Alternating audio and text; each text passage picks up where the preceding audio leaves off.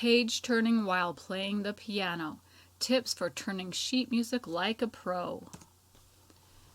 So I've been turning pages of music at the piano for 35 years, and I recently have become a professional accompanist, which means I will be turning up to 200 pages of music in 1 hour's time.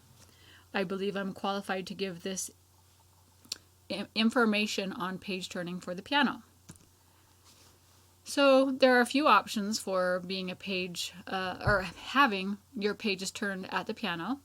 And the very first option is get a page turner, an actual person, a person that sits next to you and turns the pages whenever you nod, and perhaps you practice with them, and that is their responsibility, is to turn the pages for you. Now I say that this is cheating. I don't know why this is, but it seems like it's cheating to have someone turn it. To be a full, worthy pianist, you have to know how to turn your own pages, right? Okay, not necessarily so, but that's what it seems like often. Second option would be to turn under the corners of the page. So you turn them under so it makes a little gap between one page and the next, and it also gives you something to grab onto, and can just be a nice little quick tip for turning pages. Now you can also use tabs. No one really ever showed me how to do this. I just figured it out on my own. So as you can see in this picture, there are tabs that have been assigned to various parts of the page, and then because music gets going fast, I'll write myself a little note of where I turn the pages by putting a little T there. And then on the places where the music continues from one page to the next without a turn, I'll put a long line connecting one page to the next so that I know that that is the way it's supposed to be.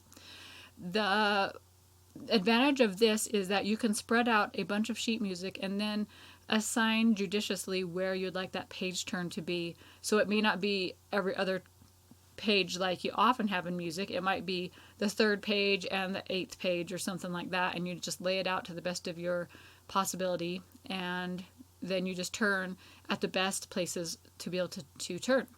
So then what I also do, as you can see on this slide, is I put in the next notes, whatever that next chord might be, just kind of sketch it in at the end of the last measure of the last line, so your brain can know where it's going to jump to, so that you can memorize the visual, oral, and muscle memory required to be able to know what's going to be happening next on the page. So in essence, you memorize pretty much the next measure. So it also helps you know by doing this where to position your hands as soon as you turn the page, to know, will they be spread apart, will they be close together? And then one of my colleagues says that, let's see, I guess this is the next tip. So maybe we'll get there in a second. In fact, we will. I'll just remember that tip. But also, before I say that, one thing that I noticed is really helpful. If you know your music pretty well, you can shrink it down fairly small so that you can fit a lot more pages on your piano stand. And then this way you might be able to have 7 pages laid out, and then the little tab system that I spoke of. So for something more involved, you may not want to shrink it because you still need to see the notes pretty well, but you can shrink it if you know it pretty well and can lay it out like that. So this was the next tip. Stick the pages in a binder with page protectors. And I have a colleague who says that she prefers the economy size page protectors because she's able to grab them quicker. I don't know if I totally agree with that or not. I have not found that to necessarily be the case, but she has. And then mark up repeats so they're obvious. And some songs will have a lot more than the other songs, but you may want to mark that, and I'll also have another tip about that coming up. And then there's also the iPad. I remember the first time I was at a Messiah performance, and the person at the piano was flicking away their finger on the iPad, and I thought, oh wow, what if you miss the page, or it skips or something, or the battery dies or whatever. But people are turning to this more and more. Something new that I have, here's a picture of the iPad at the piano in case you've never seen that. And then something new to me is pedal and software with compatible hardware. So maybe an iPad or a laptop or something else, which was a new concept for me, but it's kind of like a little bit like a sewing machine presser foot, or not even a presser foot, the pedal. down on the ground that you press, and it will, as you tap it, it will turn the pages for you. And I've seen them as cheap as $70 up to $100 plus for a decent pedal that turns pages. And this way there's nothing that you have to do except for just tap your foot either on the right hand is to the right, or to the left hand is to reverse the page. And they have a bunch of different options with that. I don't know, I may convert to that as my professional accompanist background gets larger and I decide I would like to invest in this, because maybe it would save me those mishaps that happen, like pages being blown off the piano, or any number of things that might happen at a piano. So a few tips. I like to circle the right hand or the left hand, or the part that is more important, so that when I'm turning, I can know which page, which hand of which measure before I turn it needs to have the main part, so that we don't lose that.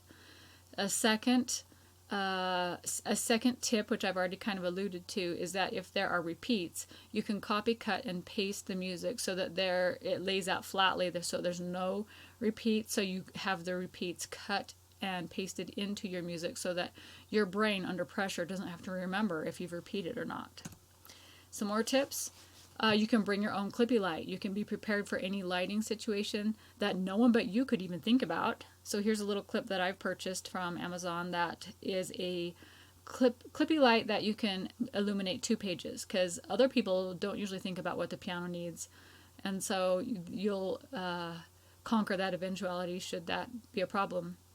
And then, as I've mentioned, sometimes the air condition blows music off the piano.